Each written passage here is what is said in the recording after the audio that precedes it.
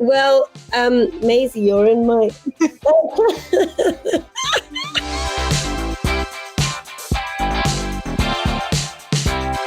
Hello, everyone, and welcome back for a brand new edition of Collider Ladies Night. I am beyond thrilled for this one because I have Emily Mortimer here with me. How are you doing? I'm good, thank you. How are you? I am good. It's so nice to see you again. You've got so much cool stuff coming up right now.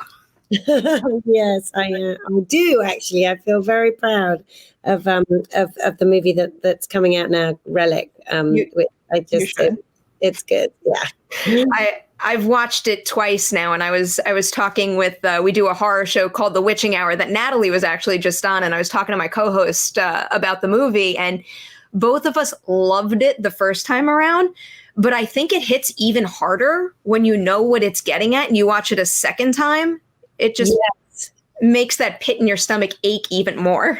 I agree. I saw it the second time. I saw it was at Sundance, and I there was partly also because there was an audience and all that, but I really was just staggered the second time by the kind of audacity of it, apart from anything else. Something else. Yeah.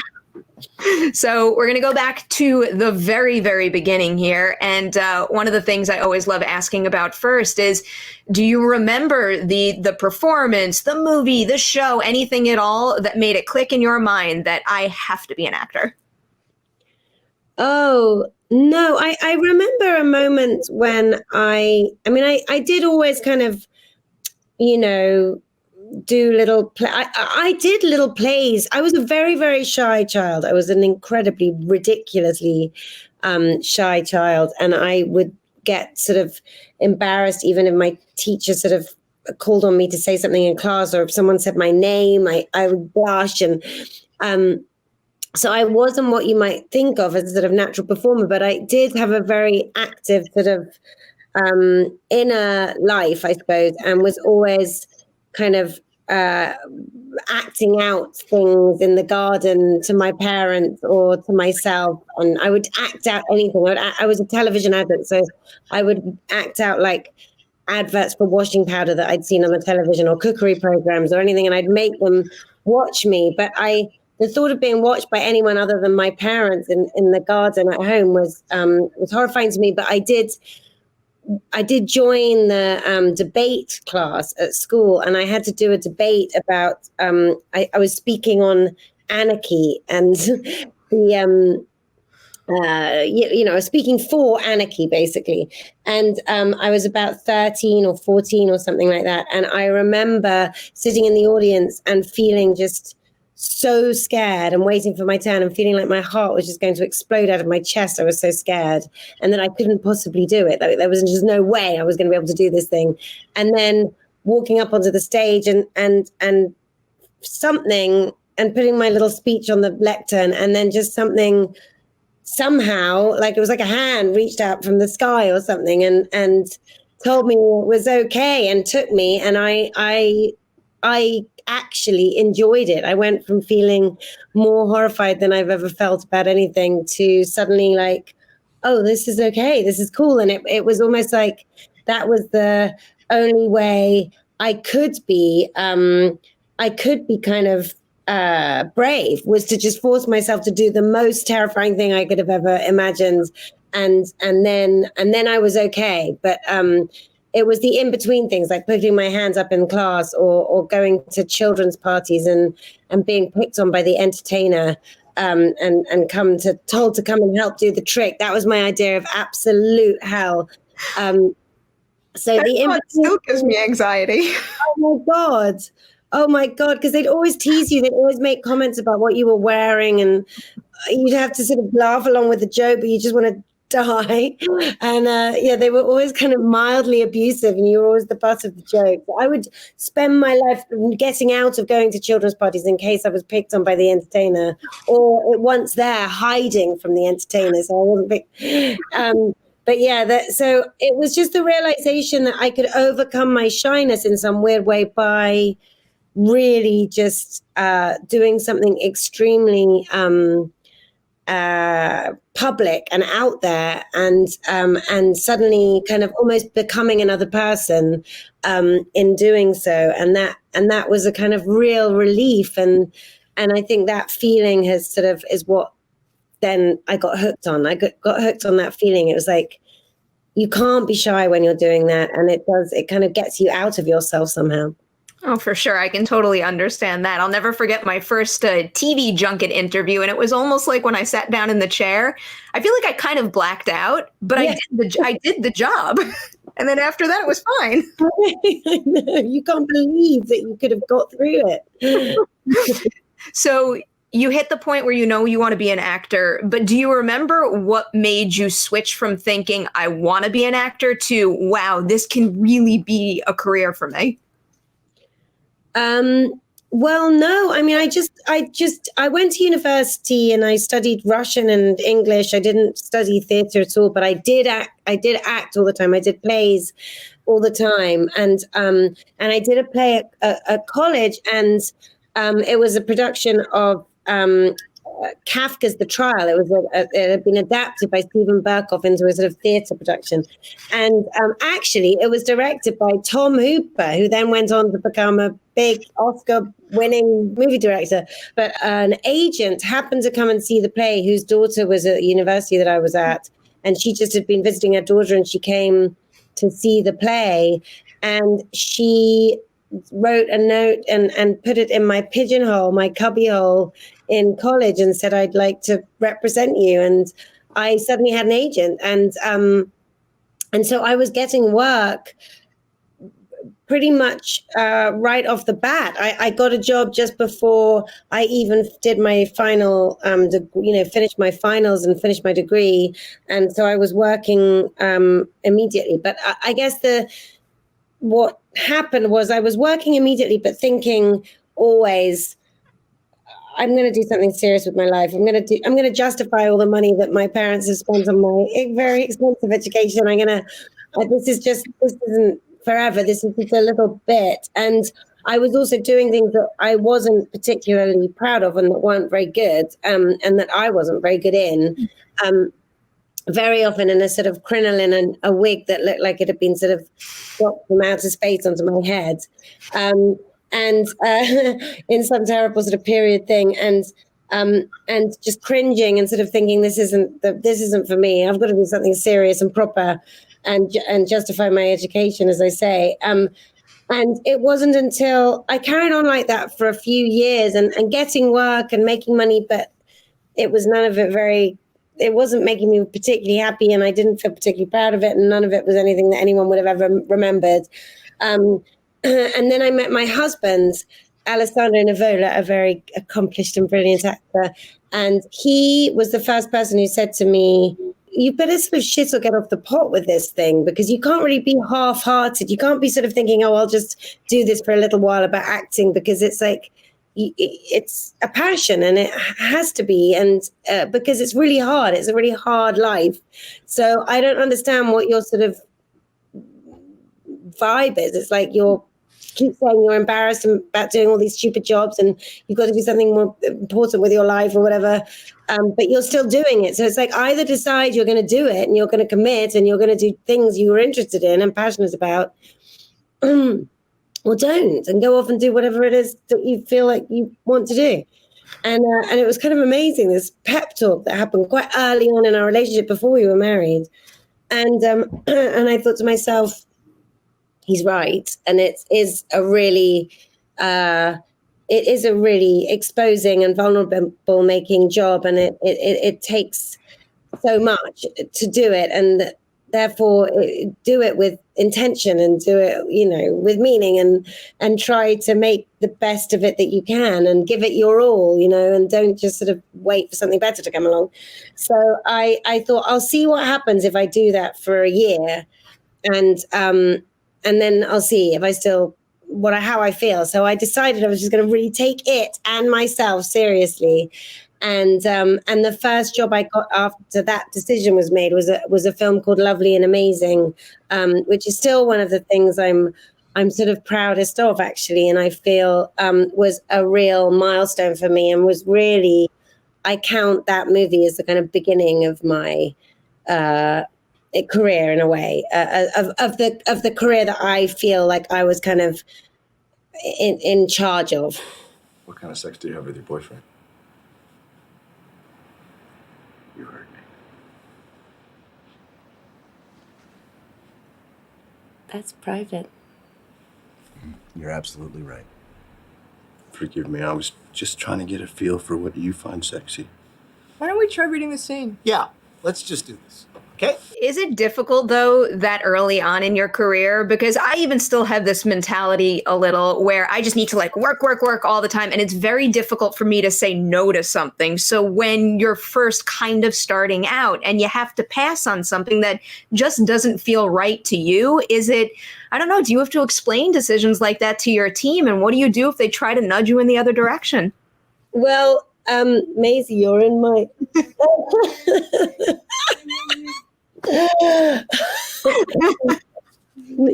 you were so welcome, but Megan asked all these questions much better than me. I think it's really important to now looking back on it, I was just learning. I was learning how to act. I was learning my craft. I was learning how to sort of be in things with other people. I was working out who I was. And so it was really important to go to do those jobs and to kind of, not necessarily, feel in charge of yourself or have a kind of plan and to just like, but at the time I felt, I did feel sort of, oh God, and at the beginning, I think you do need to just keep taking what you'll get, you're lucky to be employed and it's, everything is learning and you just hope that at some point you meet someone that, or something happens that can get you somewhere that,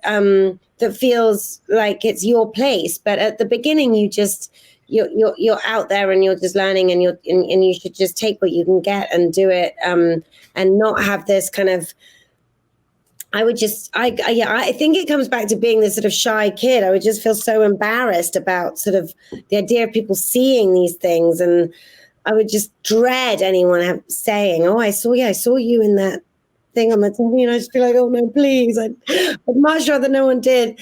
But no, and now looking back on it, it's, you just do it and take pride in the fact that you're doing it. And then at a certain point, you hope that, you're able to start working out, understanding what kind of a performer you are, what interests you, what your strengths are, and what doesn't interest you, and generally what interests you is what you're going to be good at.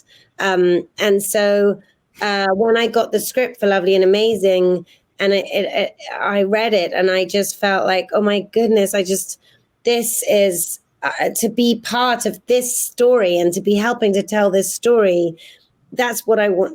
That's the kind of stuff I want to do. That's the kind of work I want to do. And I've really got to try and get this job. And I did, amazingly. Having that shyer mentality, I do wonder, when you were first starting out, was there any question that might have seemed like a silly question about the way a film set worked that you were afraid to ask back then that, now you wish up-and-comers would have the nerve to ask? One of the first jobs I ever had, which was a big movie called The Ghost in the Darkness. I was Val Kilmer's wife, but I got eaten by a lion very early on in the proceedings. But I remember my first day on that job, and there was this huge kind of, I was in Africa, and it was all about man-eating lions in Africa, and I'd arrived, and I had walked onto this set full of, thousands of extras, and I had to be standing there with my sort of baby and having come to meet Val Kilmer, and it was quite overwhelming. And I remember the director coming up to me and saying, after my first take, and saying, oh, that was really, good. You did really well. Well done. You've got a slightly sleepy left eye. So could you just try and open it a little bit? And I was like, oh yeah, sure. Definitely. Of course. No. Oh, absolutely. Yeah, no, really will. Yeah, completely. I do. I know. I do have slightly weird eyes. And so he went off, and I was left there thinking, wait, I don't know how to open my sleepy eye. That's the whole point. Like that, but I don't know how to do that. So I'm gonna have to maybe close the other eye a little bit to make it like. And then they were saying, turn over, rolling, turn over, and all these thousands of extras. And I was like, all I was doing was trying to make my eyes the same size and close one of them to. And if you look at the shot, and it's just so it's just like, what is that woman doing? But I think I learned really early on from that you just sort of don't pay attention to shit like that. Like, just either don't pay attention to it or say, that's not gonna work. You have to sort of not be too obliging, and people completely are able to handle it. You just have to sort of, if something, don't, however shy you are, however nice you are, don't prioritize pleasing people over what happens between action and cut. You just have to be in that moment, in that world, and not thinking about anything to do with your tiny eyes or your evening out or any of it. I feel like that's the first thing I'm going to do after this chat is just like go look and see what happened. I don't even understand that.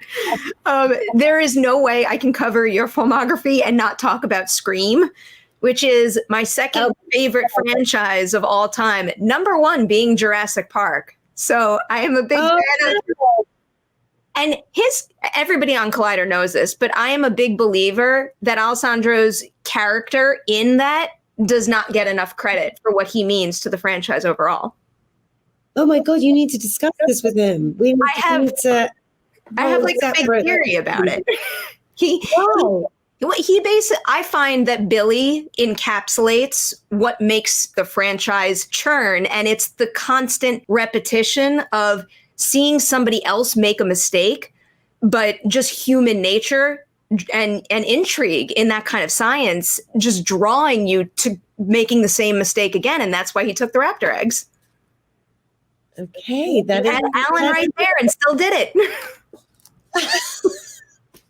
You need to write a dissertation on this. I probably should. I think there's a paragraph or two floating around out there, but I feel like I could write many more words on that. But Scream 3 is hands down another one that I absolutely adore. So before you jumped into that one, were you a fan? And were there any, I guess, nerves associated with jumping into this franchise that was one of the biggest horror franchises out there at the time?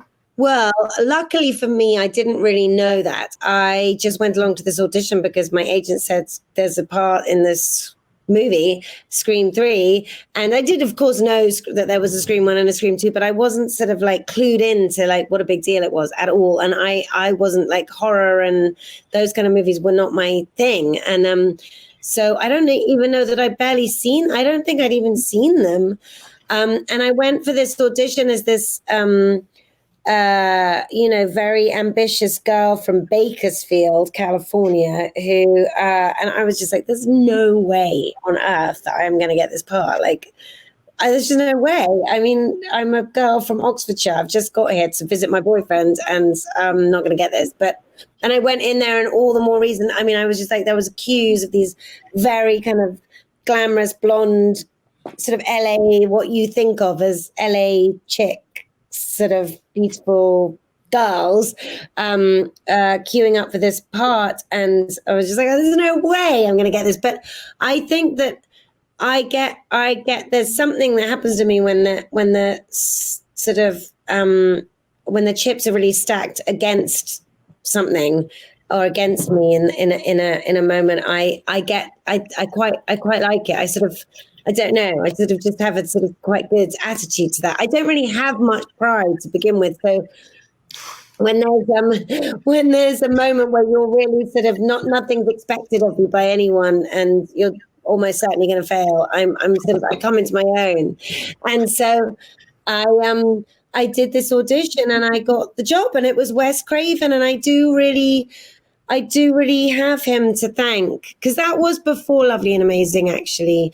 And I wouldn't have got Lovely and Amazing if it hadn't been for the fact that I'd already been in a movie and done an American accent. And he was a real advocate of mine, and I loved working with him. I just think he was the most gentle, intelligent, quiet, softly spoken guy, but with just such a great humor and intelligence and such a kind person. And he really sort of took to me for some reason. And I did a Paris Je t'aime, these filmmakers had made little shorts set in Paris, and it was the first one, and he chose me for that. And I did this little short with him, and then filmmakers were approached and asked to do dress up their kind of muses or whatever, I don't know, as famous movie stars, and he chose me and dressed me up as Audrey Hepburn for the New York Times, and I felt like he was a sort of mentor, and he promoted me, and he definitely paved the way in a way for people like Nicole Hollison and others to feel good about costuming and things. I love hearing that. I admire him so much. So if he felt that way about your work, it does not surprise me at all that I'm a big fan of yours as well. Moving forward to Dahlen M right now, what would you say you liked the most about being on a set like that as a creator, a writer, and a producer, and not just being in front of the lens? How long have you two been together? Oh, no, we're not together. Sorry. I'm married. Yeah. But we're so But we, open I mean, to we that. could be, I yeah. mean, Might have been. I mean, we would have been when we were yeah. younger. We're totally like, up for that, but yeah. no judgments Yeah, about anything like that. absolutely not, And no. I've got loads of Open-minded friends for- who yeah. have had. Let's go up and yeah. Should I get the pudding? First of all, just making something with my best friends, and what we've been trying to write together for about 10 years before that thing happened, but we'd never really done anything. We just sort of sat in cafes and Starbuckses all over the world, and sort of she would always come to wherever I was filming, and we would just go and sit in the local nearest Starbucks and pretend to write something, but really we just gossip, and it was just an excuse for her to come and visit me wherever I was.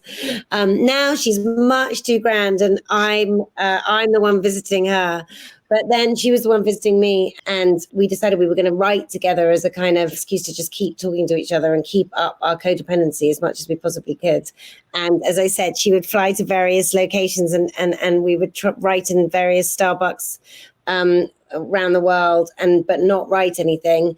And then we would run up just tremendously huge telephone bills, just gossiping, and then finally had our husband pretending that we were writing a screenplay, and then finally we just had to come up with something, because it was like the screenplay that Jack Nicholson wrote in The Shining. It was like it didn't exist, and 5 years had gone by, and all this money on airplane tickets and phone bills had been racked up, and we came up with this idea, which was just a very simple one. Out of desperation, it was like, okay, we've got to write something now, come on. And it was like, yeah, what happens if you make your best friend, your childhood best friend, your personal assistant? And the answer is everything goes horribly wrong. And it really tickled us, that notion of these two women who are both the same age, the same sort of socioeconomic backgrounds. They are have known each other since childhood, and yet one is kind of acting as the other one's servant in a way, to all intents and purposes, and that kind of dynamic and how that kind of interfaces with a friendship that's and completely equul, was really kind of fascinating to us and made us laugh. And we wrote the show, and within about a year, we wrote it. We wrote a sort of a little teaser, basically, that we acted in my trailer on the newsroom. I was doing the newsroom at the time, and we got our friend Azza, who directed it, Azazel Jacobs, who's a fantastic independent filmmaker, to come and just shoot us in my trailer, just inventing things and sort of improvising. We had this idea that we liked, but we just sort of made up these scenes, and then he shot a bit of it in the house that I was renting at the time while I was doing the newsroom, edited it together, and it was 20 minutes of what ended up being the first episode of this thing. And it was so cool, because it was just bringing your best friend to work with you every day. And then also bringing all of our families, like both of our sets of children, all 4 of our children are in it. Our husbands are both in it. Both of our mothers are in it. Everybody that you love most in the world suddenly was there with you on the job, which is normally not the case. It's normally that you leave them all and go off somewhere and feel lonely without them. And this time they all came too. And that show in a way is almost like it almost is a kind of a family album, like a photograph album in a way. It's like this incredible thing that we'll all have forever, that you know, I don't know, it's a sort of record of something. I love that. It makes me wish that you guys could make some more of it. I know, me too. We really want to. We're trying. I don't know that it will be exactly Dahlen M, but there might be something else that we're sort of concocting. I do wonder though, because it's very difficult to find now. Is there any reason it's not available on, I don't know, a streaming service or something? No, not really. It was just like it fell in between all sorts of stools, and it just didn't, because it was Sky and HBO. There was all this kind of boring red tape that meant that it isn't really being officially streamed by any of the big platforms at the moment, which is so crazy. But we're working on it. I think it's going to happen. It's going to come back into the sort of onto people's laptops and screens soon. I am happy to hear that. As we creep closer to Relic here, I want to talk a little bit about working with Martin Scorsese, because you jump into a movie like that, I imagine there have to be expectations that come with working with a director like him. So what were those expectations and how did he exceed them? Walking onto his sets, it's like walking into church or something, really. It's like you could hear a pin drop, and everybody just knows their place. Everything is there is a kind of ritual to the whole thing. It's like all these people who have been working with him for years and years and adore him and are adored by him. But everybody from the kind of the person that's bringing you your cup of tea to the sound person, to the costume designer, you know, Sandy Powell, they're all you know, at the absolute top of their game. I mean, they are all the most brilliant people in our industry. And to be surrounded by those people and to be able to have the benefit of their expertise is so crazy. It's so wonderful. And it is really intimidating, but in the kind of best way. And you just feel, I don't know, there's something about working with people who are so good at what they do, and working with Martin Scorsese, who is so good at what he does, that it's sort of, the nerves are, the terror and the horror of the situation is completely mitigated by the fact that they are so expert and so good it's not sort of, they've chosen you because they want you or something. Like it very quickly doesn't feel like, well, I mean, of course, in the back of my head, there's always a feeling of like, this is a mistake. Like this was a terrible mistake. This was some piece of paperwork got mixed up and I shouldn't really be here at all. Someone else called Emily should be here. But he really doesn't make you feel like that. You know, that's just the voices in your head. The reason that he makes movies is because he loves movies. He's a cinephile by like bar none, and so there's such enthusiasm for the process of making a film, and he's so ungrand about it. And every shot that he's creating, it's all like, oh, this is a show. He'll say, oh, you know, you're lying in this scene, so I'm going to put the camera above your head, because in every Hitchcock scene, when a character's lying or not telling the truth, the camera's looking down at them from higher than they are, and he just is getting such a kick out of it that you do too. And it sort of it doesn't feel precious. It just feels very, you know, precise and good. And he has a great talent that the great filmmakers have of just somehow, by some osmosis or something, like you understand the world that you're in, that you understand the world that he's creating, and you know kind of half your job is done because he lets it be clear what the world is, and you can just enter it and go with it. What is it like, especially when you described, I think you used the word ritualistic for his set and his process and everything. So how is it going from something like Shutter Island to Hugo, where you have this very accomplished, experienced director working with new technology? Do you see a difference there?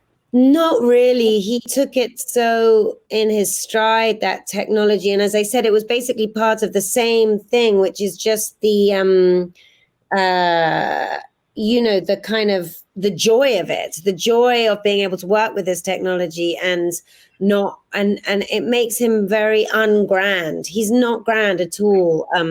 Even though there is this very extremely calm and precise set that is run like a sort of fine oiled machine. There's the joy in all the discoveries and also, of course, Hitchcock had made movies in 3D, and so it wasn't like he was doing anything particularly groundbreaking. He was just able to work with smaller cameras than they had, so no. So going from working with incredibly accomplished directors like Martin Scorsese, Wes Craven, you name it, to working with a first-time feature filmmaker on Relic with Natalie here, what was it about her that gave you the confidence that when I jump on that set, not only is she going to be a good filmmaker, but that's a pretty dark headspace to have to commit to for a while, but she'll take care of my needs on set too. I just knew from reading the script that she was a filmmaker. I just knew that she was somebody that had, they're talking about the world, like she had created a world, even just in the screenplay. It was so audacious. It was so bold. She just seemed in perfect charge of herself. She's very quietly spoken and very kind of gentle person. So it wasn't with any kind of, she wasn't wielding her power in any way, but she was just calmly centered and just clearly knew what she was on about from the word go. And I just felt really safe in her hands. And I felt, and also she's really perfectionistic. Like she was not gonna move on unless she was happy with the take or the shot or whatever it was. And she was a stickler. And I think that was a very kind of, that was a good sign. That was just right from the word go. I was like, oh yeah, no, she's a perfectionist. You have to be a bit of a perfectionist. I remember the toothbrush story from Sundance. Yeah, exactly. It's good to have that eye for detail, though, especially with something like this. As far as your characters go, I think we get such full versions of them in this 90-minute film, but just for you and for your prep work, do you have to come up with more backstory for Kay? Because now that I've seen the movie multiple times, I've gotten obsessed with the characters, and I'm like, well, like, what was her childhood like growing up? And what about her relationship with Sam? And who is Sam's father? I have all these questions now.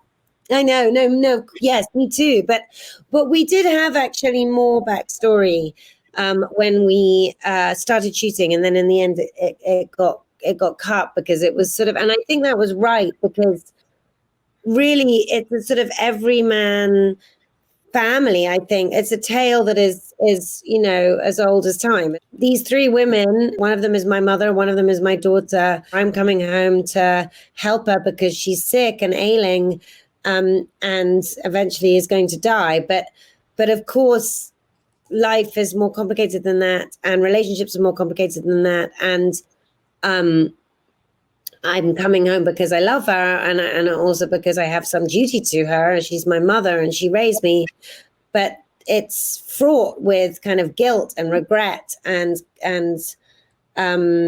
confusion and pain, and my relationship with her has all those elements, and so does my relationship with my daughter. And I think it was right that you feel that, but that you don't have, I think to go into the whys and the wherefores of it was unnecessary, because as I said, I think that's pretty much every family and every relationship between mothers and daughters and daughters and mothers has elements of that, and so yeah, there was more backstory. I think I had been sort of, I'd had a career as at the UN. I was a human rights lawyer. I was quite a high-powered, sort of quite, career-oriented woman.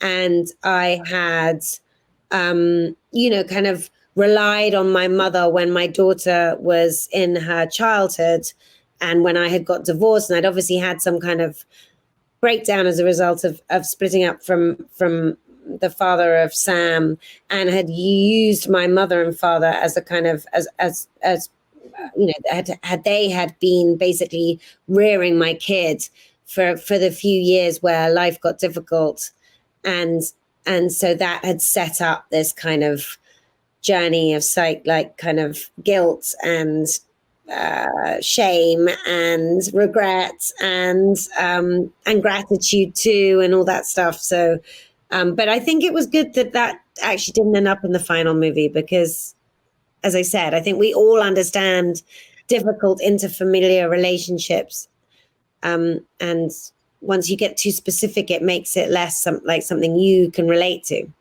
It definitely didn't need it, but after you've seen it multiple times, it's fun to kind of fill in those little blanks there. I love having that kind of information. I did want to ask you, and I'm going to put a big spoiler warning up on the screen, 2 spoiler questions. And, this one's a little convoluted. I got into talking to Natalie about it, and I'm just curious from your perspective what you have to have in your mind when you're working with this.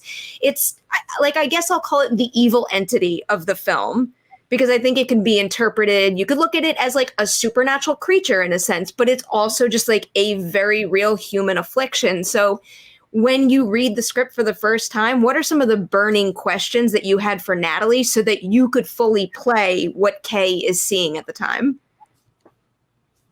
Gosh, I didn't really have any questions, because to me, as somebody that has kind of gone through losing a parent who was old, my dad was old when he died. He was 85, but it was about 10 years ago, but he was, so he was kind of dying of decrepitude in a way, old age.